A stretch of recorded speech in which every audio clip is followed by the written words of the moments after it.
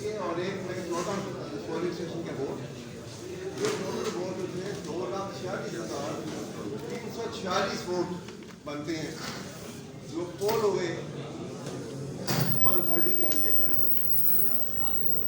और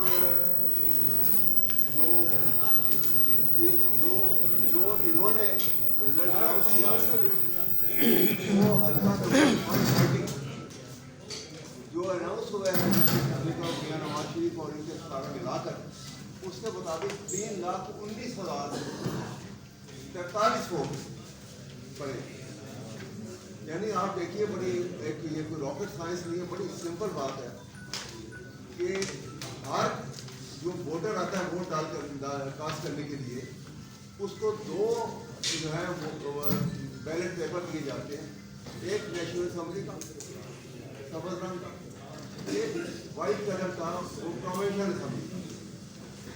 यानी जितने वोट आपको टोटल उस कॉन्स्टिट्यूंसी में से प्रोविंशियल असेंबली के निकलेंगे, उतने ही वोट जो है वो बैलेट पेपर जो है वो आपको नेशनल असेंबली के मिलेंगे।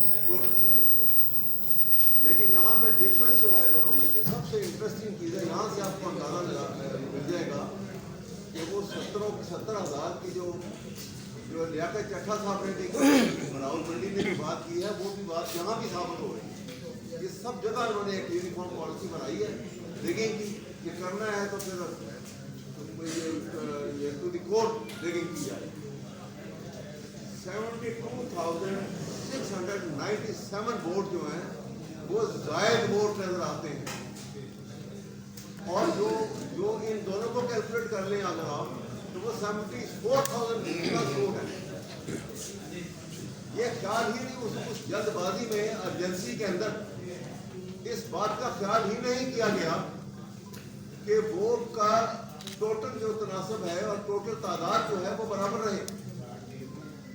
उन्होंने इस उजलत में कि मियां नवाज शरीफ को जिताना है और जरूर जिताना है, और वो 74,000 का डिफरेंस कहाँ से लेकर आए हैं, इसका जवाब तो वो दे सकते हैं, लेकिन इसका जवाब जो है जो कास्ट वोटों के अंदर मौजूद है।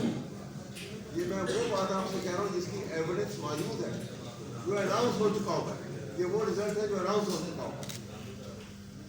तो इससे ये अंदाजा हो गया कि कितनी मैसिव रिगिंग जो है वो की गई है, और रिगिंग करते वक्त ख्याल भी नहीं किया गया। और हम आपको एक और बात बताऊँ, ये मैं सिर्फ आपको उस हद तक बताऊँगा, बाकी जिस वक्त इसका कोई किसी वक्त कोई इंक्वायरी शुरू होगी तो वहाँ हम इसकी डिटेल देंगे। लेकिन आपको ये बता दूँ कि रात को जब रिजल्ट कंपाइल होने का प्रोसेस, आपको मालूम है कि हर पोलिंग स्टेशन से फॉर्म 45 जो है वो मुकम्मल करके हर पोलिंग स्टेशन वो रिटर्निंग ऑफिसर को भेजा जाता है। इसकी एक कॉपी जो है वो कैंडिडेट के एजेंट के पास होती है, जिसके ऊपर भी साइन हुए होते हैं। और सेक्शन 92 इलेक्शन लॉज 2017 उसके मुताबिक ये मैंडेटरी है कि जब आप फॉर्म 47 यानी फाइनल रिजल्ट रिटर्निंग ऑफिसर के कमरे में जब मुकम्मल होगा और वो फॉर्म 47 में भरा जाएगा जो इलेक्शन कमीशन को भेजा जाता है, वो फॉर्म 47 जो है वो कैंडिडेट की मौजूदगी के बगैर नहीं बनाया जा सकता। ये मैंडेटरी है। ये सेक्शन 42 में 92 के अंदर ये मेंशन है, लिखा हुआ है, स्टैट्यूट का पार्ट है। लेकिन जब वो स्टेज आती है आधी रात के अराउंड और रिजल्ट इन्होंने बंद कर दिया, तो सीनियर पुलिस ऑफिसर साथ काफी सारे पुलिस के जूनियर ऑफिसर उनके साथ वो बगैर इजाजत के रिटर्निंग ऑफिसर के कमरे में दाखिल हुए।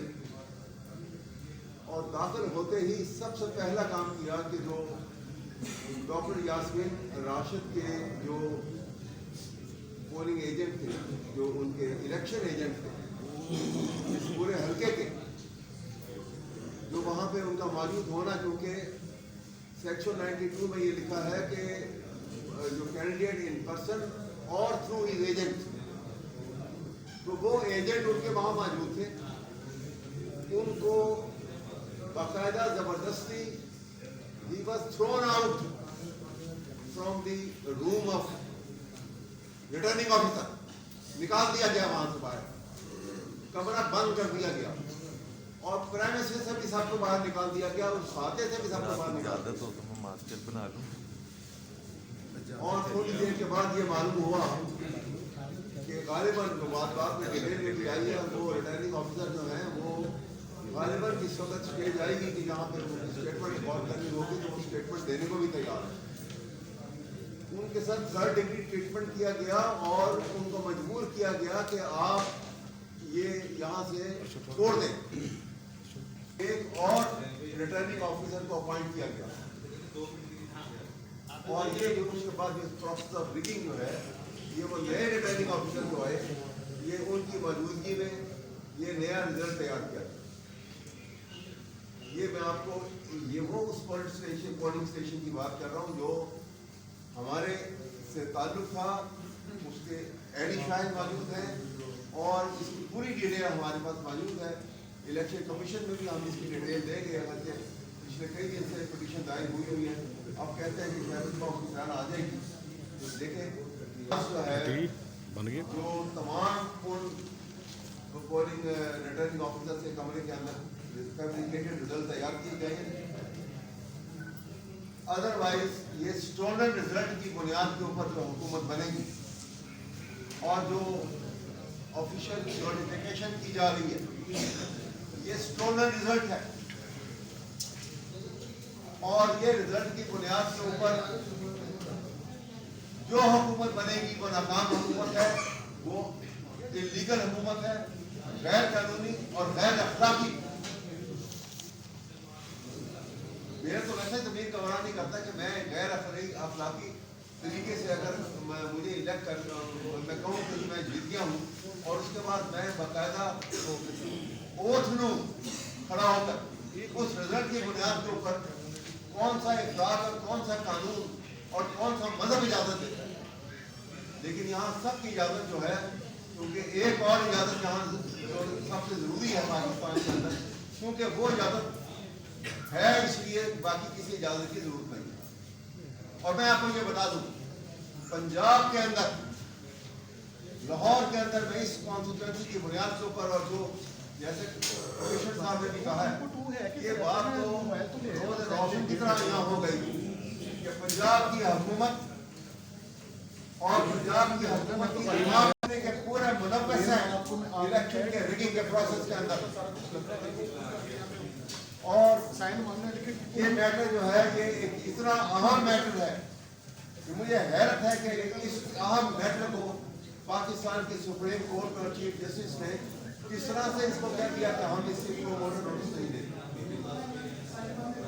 आर्टिकल 184(3) किस वास्ते पाकिस्तान आइन का हिस्सा है अगर ऐसे मामले का आपने नोटिस नहीं लेना, अगर ऐसे मामले पे आपने जो मोटर नोटिस नहीं लेना, यहाँ पूरे मुल्क के इलेक्शन को स्टोर किया गया है, रिट इलेक्शन बुनियाद के ऊपर आपने पूरे का पूरे चीफ इलेक्शन कमीशन से लेकर डाउन द लाइन जो मुद्दे था जब तक उनको खड़ा करके सुधार के लिए उनको सुधार नहीं दी जाएगी, ये मामला खत्म नहीं होगा।